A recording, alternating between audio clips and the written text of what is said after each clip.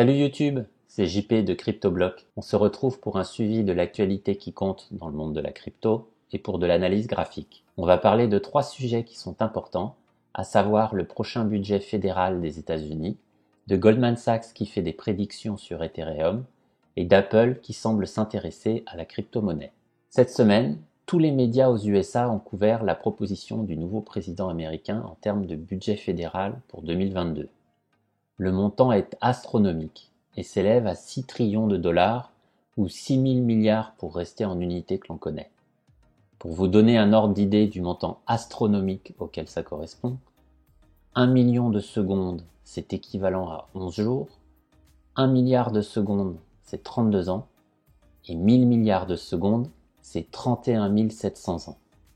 En tous les cas, ça fait beaucoup de dollars pour un budget annuel. Edward Snowden a tweeté que c'est bon pour Bitcoin. Et on comprend pourquoi. Si les États commencent à voter des budgets pharaoniques, la dette sera de plus en plus difficile à rembourser. Et comme on le sait, pour rembourser une dette, ça passe par 2 solutions. Soit une annulation de la dette, soit par de l'inflation. Et l'inflation fait fuir les investisseurs vers les valeurs refuges telles que Bitcoin. Autre sujet, Goldman Sachs a fait un rapport dans lequel il prédit que Ethereum pourrait dépasser Bitcoin en termes de capitalisation boursière prochainement. Voici un extrait du rapport.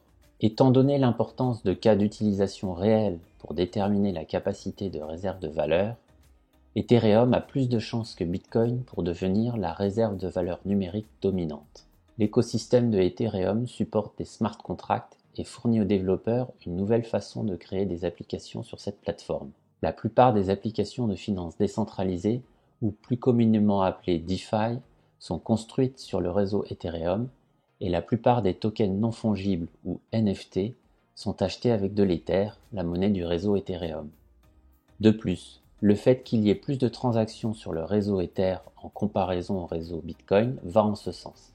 À mesure que l'utilisation de la DeFi et des NFT se développe, Ethereum profitera de l'avantage d'être la première plateforme à permettre des utilisations basées sur la cryptographie. Enfin, Apple a fait réagir tous les médias de la crypto en publiant une offre d'emploi pour un Business Development Manager en paiement alternatif. Le candidat devra avoir de l'expérience dans les crypto-monnaies et devra développer la branche de paiement alternatif d'Apple. L'annonce mentionne qu'il recherche un professionnel aguerri dans les moyens de paiement alternatifs globaux et les solutions de paiement émergentes. Bref, il est clair qu'Apple est intéressé par les crypto-monnaies et ils proposeront peut-être à l'avenir un wallet crypto-compatible, ce qui serait une avancée très importante pour la démocratisation de la crypto-monnaie. Alors maintenant, on va passer à la revue du cours du Bitcoin. Sur Scalpex Index, on voit que le prix est toujours cloisonné entre cette zone des 42 000 et cette zone des 29 000. Les open interest n'ont pas repris, on est toujours aux alentours des 400 millions. Et le Fear and Greed Index est toujours à des valeurs très faibles, donc le marché a peur, on est au niveau de 20, c'est toujours classé dans la partie Extreme Fear. Au niveau du funding rate, on est au niveau d'un marché assez neutre. La valeur neutre de funding, c'est 0,01. On le voit que dans la plupart des plateformes, c'est ce niveau qui est atteint. Il y a une divergence chez OKEx, mais dans le prochain funding rate qui change tous les 8 heures, il est prévu que ça revienne à 0,02 et ensuite 0,01. Donc pour l'instant, d'après les indicateurs financiers, le marché est neutre et sur Scalpex Index, le marché a peur. Au niveau du graphique mensuel de Bitcoin, la bougie du mois de mai est terminée. Elle a fermé pile poil à l'équilibre entre le point bas et le point haut ici. Quand je trace l'équilibre, c'est-à-dire le milieu, je suis à 37 300 $ et c'est la zone à laquelle la bougie du mois de mai a fermé. Donc là, on est vraiment dans une zone d'équilibre où le prix est à fair value. Si il descend, il y a 2 zones de support dont j'ai déjà parlé. La première, c'est le point d'ouverture de 2021 qui est aux alentours de 29 000 $. Et le deuxième support mensuel logique, c'est le point le plus haut de 2017, à savoir 20 000 $. En termes de résistance, je vois maintenant les points hauts précédents des mois d'avant. Donc il y a ce point ici et ce point là. Si on passe sur le Bitcoin au niveau hebdomadaire. Donc j'ai noté ici le point le plus haut de la semaine dernière et le point le plus bas de la semaine dernière. On s'aperçoit qu'en fait là le prix il est en train de comprimer et il est compris entre le point bas et le point haut de la semaine dernière. Donc pour l'instant il faut s'attendre à une phase de consolidation.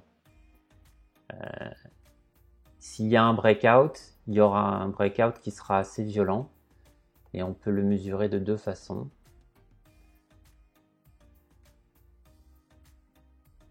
Soit s'il sort de cette zone avec de la puissance, il va pouvoir aller au maximum jusqu'à 48 000, ce qui correspond à un niveau hebdomadaire logique, un point bas de la semaine de plusieurs semaines.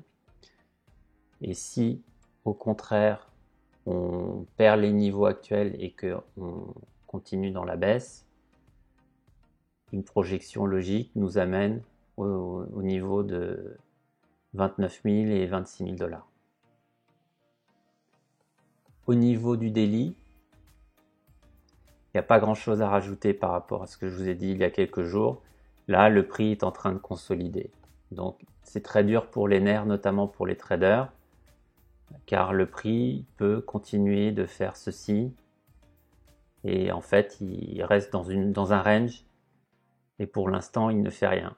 Et donc, ce qui se passe sur le marché, c'est que les traders s'énervent et rentrent et mettent des stop-loss trop petits et le marché vient les prendre.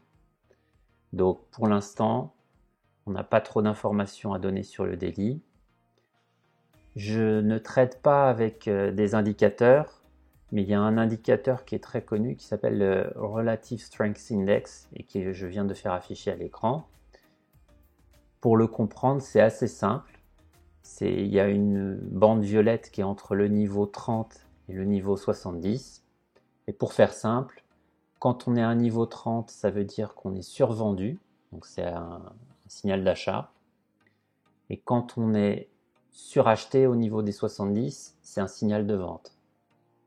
On peut regarder dans le passé, quand il y a eu des pics, on avait un RSI qui était assez fort, ici assez fort, et ici assez fort. Et là, ce qui est intéressant, et ce que je vois là, c'est une divergence. Alors, je vais vous expliquer ce qu'est une divergence. Là, clairement, on a déjà vu qu'on est dans une phase baissière.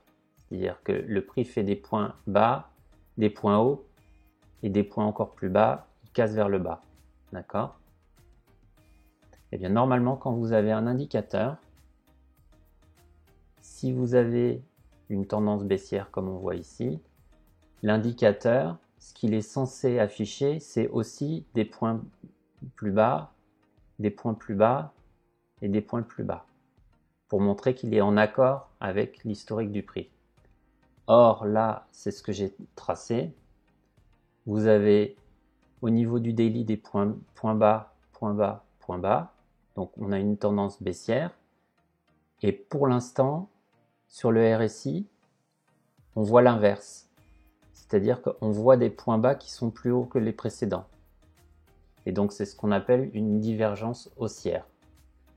Donc même si ça ne prédit de rien, et surtout le fait est que moi je ne trade pas avec des indicateurs, là même si on est dans une phase de consolidation, on a un indicateur qui normalement est survendu et en plus vous avez une divergence haussière. Donc on verra bien et on checkera dans quelques jours ce qui s'est passé, mais normalement c'est annonciateur d'augmentation de prix. Ensuite on va passer à une autre crypto-monnaie très connue qui s'appelle l'Ether. Là je suis sur un chart en mensuel. Donc comme pour Bitcoin, le mois de mai a été très volatile, on est monté aux alentours de 4400 $ pour avoir une grosse baisse jusqu'à 1700 $ et remonter et fermer le mois vers 2700 $. Donc si j'utilise la même zone de délimitation pour connaître ma zone d'achat et ma zone de vente, eh bien actuellement le prix est dans une zone de vente, c'est-à-dire qu'on est dans un premium et acheter maintenant à ces niveaux de prix pour du long terme, c'est pas forcément recommandé car on est déjà dans une zone de vente. En termes de niveau de support, il y a le point le plus haut de 2018 à 1400 $. On voit que le point d'ouverture 2021 est inversé par rapport à Bitcoin, car il est en dessous du point le plus haut du cycle précédent, mais ça n'a pas trop d'importance. Et il y a une zone de support qui a joué son rôle, c'était un vieux point haut là, ici. Quand le prix a baissé au mois de mai, il a fortement réagi à ce niveau de support et il est remonté. Pour l'instant, comme Bitcoin, on commence le mois de juin avec une petite baisse. Je vais maintenant afficher le graphique de Ether en weekly. Donc j'affiche mon niveau du mois d'avril le point le plus haut et mon niveau de mois d'avril le point le plus bas, car ce sont les deux points qui capent le marché pour l'instant. Et là, on assiste, comme pour Bitcoin, à une compression du prix. On est compris entre le point le plus haut et le plus bas de la semaine dernière. Et si le marché n'est pas volatile, on peut avoir une consolidation qui va durer un certain temps. Si jamais il y a une expansion, on peut venir retester la zone de résistance à 3000, ce qui semblerait logique. Et sur les points bas, il y a le 1700 $. Si jamais on le perd, on ira attaquer les autres points bas qui sont respectivement à 1550 $ et 1280 $. Donc pour l'instant, la zone de prix est comprimée entre 2000 et 3000, on va dire. Et si 2000 lâche avec une forte baisse, on pourrait très vite descendre à des valeurs assez faibles.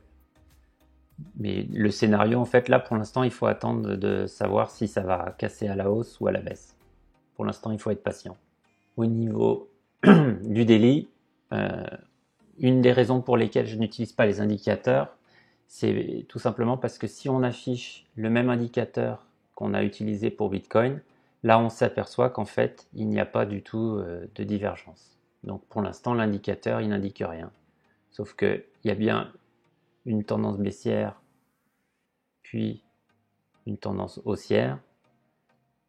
Et si vous regardez la même zone sur l'indicateur, il y a une tendance baissière et une tendance haussière. Donc cet indicateur, il sert juste à vous dire qu'il n'y a pas de divergence dans le prix. Donc il ne sert à rien pour l'instant. Voilà pour mon analyse.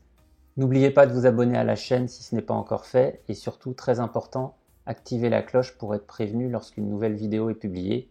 On se dit à très vite pour un commentaire de l'actu et une revue des charts de la crypto.